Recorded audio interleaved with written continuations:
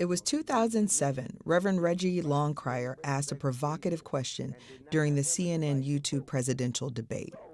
Why is it still acceptable to use religion to deny gay Americans their full and equal rights? I think it is absolutely wrong, as President of the United States, for me to have used that faith basis as a basis for denying anybody their rights. And I will not do that when I am President of the United States.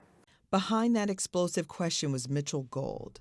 I feel sometimes you do have to throw a stick of dynamite out to start a conversation.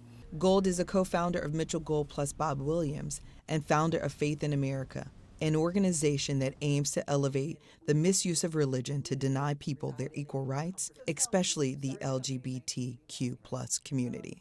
I want to educate people about the history of religion-based bigotry and how it was wrong against women, how it was wrong against people of color, and now the same thing is happening to gay people.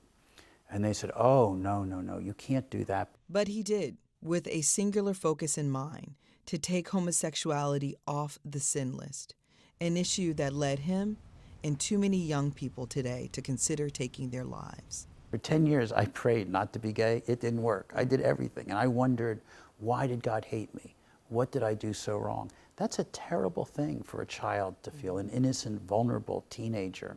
The thing I really want to do is get out there so that any other kid like myself would not believe that they're a sinner and an abomination, would not believe that God hates them. In the years since Faith in America's efforts, the Supreme Court ruled in favor of same-sex marriage, and last year President Biden signed the Respect for Marriage Act, marking a national evolution on the issue.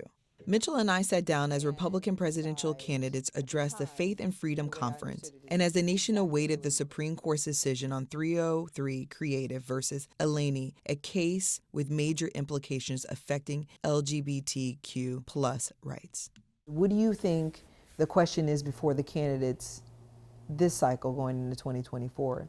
It has to be framed in the context of, do you understand how you're hurting people? In his 2011 book, Crises, Gold chronicles the pain and the trauma of growing up gay in America, suicide attempts, depression, fear, and isolation.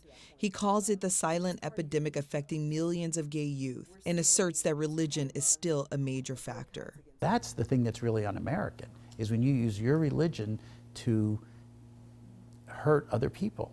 Gay rights advocates point to the more than 400 anti-gay bills introduced in state legislatures across the country. Boycotts of companies like Target and Walmart. There's a reason why Title IX was created. There's a reason why there's men and women's sports.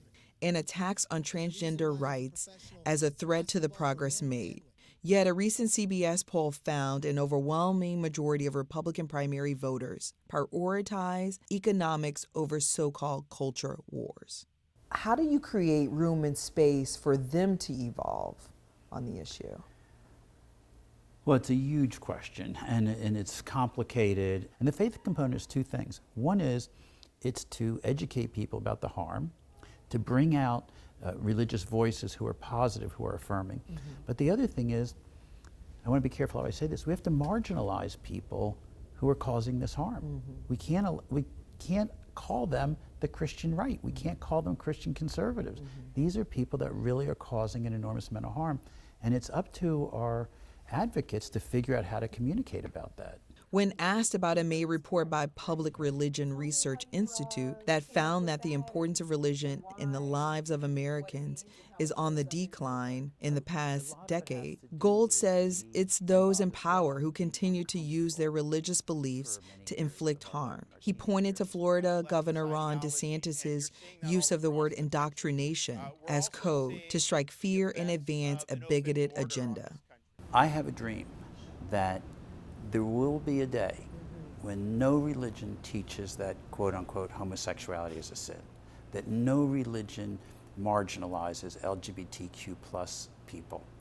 And I think it's a really realistic, and it's right. It's the right thing because it's life and death for so many people. How close are we to that day, you think? Too far away. We're too far away. Since our interview, the Supreme Court ruled 6-3 that the First Amendment free speech protections permitted a Christian web designer to refuse services out of religious objection to same-sex weddings. Some legal experts believe the decision embraces an expansive view of religious interest at the expense of protections for LGBTQ+ people.